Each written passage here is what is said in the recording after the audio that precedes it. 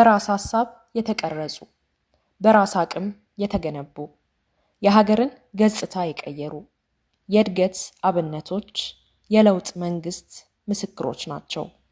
ኮይሻ፣ ጎርጎራ፣ ወንጪ፣ ጽዱ ኢትዮጵያ የሀገራችን ከተሞች ገጽታ ቀያሪ ነው። የገጠሩንም እንደዚሁ መሰረተ ድንጋይ አስቀምጦ የማይተገበር ቃል ለህዝብ የመግባት ዘመን ላይ አይደለንም። በብልጽግና ዘመን ቃል ዋጋ አለው፣ ተግባር ሆኖም በክብር ይገለጣል። ለዜጎቿ ምቹ የሆነችውን ጽዱ ኢትዮጵያን እንፍጠር። ትናንት ሐሳብ ነበር፣ ዛሬ ግን ተግባር ነው።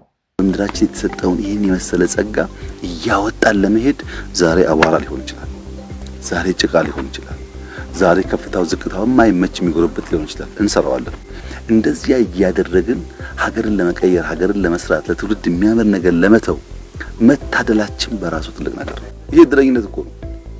ፈጣሪ በቸርነቱ ረዳን እንጂ ምንም የተለየ ነገር የለም። ይሄንን ነገር ተገንዝበን አስውበን አሳምረን አልቀን አሻሽለን ለትውልድ እንድናሸጋግር ይረዳል እሱ።